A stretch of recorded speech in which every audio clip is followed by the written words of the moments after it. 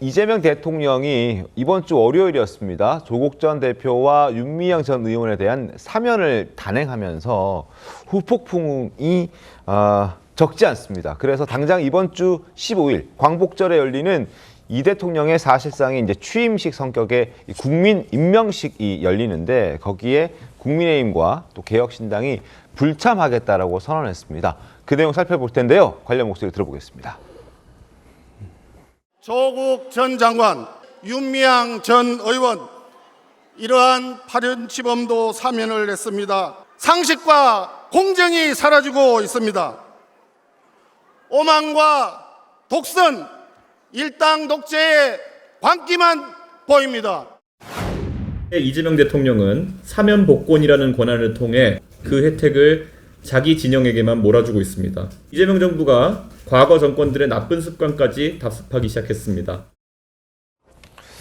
자, 대국민 통합하겠다라고 강조하면서 사면했고 국민 임명식 역시 이제 통합 차원에서 전 정권의 대통령들, 전임 대통령들, 그러니까 진보 정권의 대통령뿐만 아니라 이명박 전 대통령을 포함해서 박근혜 전 대통령도, 그러니까 보수 정권의 전 대통령도 다 초청하기로 했는데 불참하기로 결정을 했고 고민을 하고 있다라고 얘기를 하고요. 적어도 국민의힘과 개혁신당 입장에서는 나 참석하지 않겠다라는 입장을 전했다고 합니다. 임재 변호사님, 이런 모습들을 어떻게 좀 보셨습니까? 사실 광복절이라는 성격도 좀 고려가 되고 있는 것 같습니다. 사실 광복절의 의미를 기리는데 조금 더 집중했어야 되는 거 아니냐는 이야기도 나오고 있거든요. 네. 사실상 이름은 국민 임명식이지만 일종의 취임식 성격 같은 부분도 그렇죠. 띠고 있다는 이야기가 나오고 있는데 광복절의 그 의미에 조금 더 집중하는 행사만을 좀 진행했어야 되는 거 아니냐는 이야기도 나오고 있는 것 같고요. 여러 이제 전직 대통령들도 이제 초청을 하면서 또 화합의 장을 연 부분까지는 굉장히 바람직하다고 보여지는데 이제 사면 논란 같은 부분들이 더해지고 네. 또 전직 대통령들이 뭐 건강상의 이유 등 여러 이유를 들어서 불참을 고려하고 있다 보니까 광복절이라는 의미에 좀 퇴색되게 반쪽짜리 행사가 되는 것 아니냐는 비판도 나오고 있습니다. 이용호 의원님, 안 가기로 결정한 국민의힘의 어떤 판단은 어떻게 보십니까?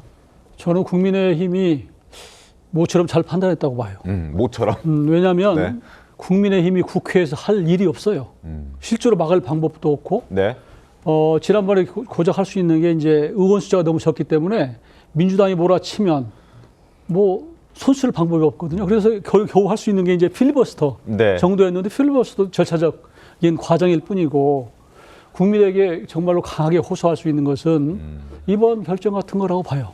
왜냐하면 이재명 대통령은 나름대로는 무슨 협치하고 통합을 얘기하지만 네. 그러나 정청래 대표가 보여주는 모습 그게 통합입니까? 국민의힘을 사실상 모욕하고 조롱하는 거거든요. 지난번 대표되고 나서 상대당에 가서 서로 악수하고 인사하는 것은 이거 그동안의 현대 정치사의 그냥 관례예요. 관례. 네. 싫어도 가는 것이고 그런데 이걸 아예 안 가고 뭐라고 그랬어요. 유튜브 방송에 나가가지고 악수는 사람하고 하는 것이 이건 인격 모독이에요. 국민의힘만 그런 것이 아니라 지지하는 국민들도 무시하는 거거든요. 네. 이건 안 된다. 그런 상황에서 자존심도 없습니까? 배알이 없습니까? 거기에 국민 임명식? 국민 지명식입니까? 임명식입니까? 이거 저는 사실 명칭도 좀 이상해요. 국민이 어떻게 뭐 임명을 하나? 차라리 국민 대통합을 위한 뭐 이재명의 약속, 뭐 미래를 위한 뭐 이런 걸로 정하는 게 맞지. 예를 들면은 갑자기 이제 탄핵 때문에 대통령이 되고 임명 그 취임식을 이제 스몰하게 한 거 아니에요? 저기 간략하게 했는데 그러다 보니까 좀 제대로 좀 해야 되겠다고는 이제 그런 생각을 가졌을지 모르지만 뭐 예를 들면 스몰 웨딩 했다고 해서 나중에 제대로 또 빅 웨딩 하는 건 그러니까 그게 아니니까요. 아니잖아요. 그리고 지금 대한민국 지금 안고 있는 숙제가 얼마나 많습니까? 네. 조금 전에 우리 임주혜 변호사님 말씀하셨는데 광복절 행사를 그 하나만 갖고 의미를 찾기에도 바빠요. 그만큼 중요한 날인데 여기다가 국민 임명식을 붙여가지고 그러면 그 중심이 그리 갈 수밖에 없는 것이고 네. 대통령도 그쪽에 신경 쓸 거 아니에요. 그렇죠. 그런데 국민 임명식 그러다 보니까 제가 느끼기는 그래요. 제가 뭐 잘못된 판단인지 모르겠는데 이게 무슨 개인을 약간 우상화하려고 그러나?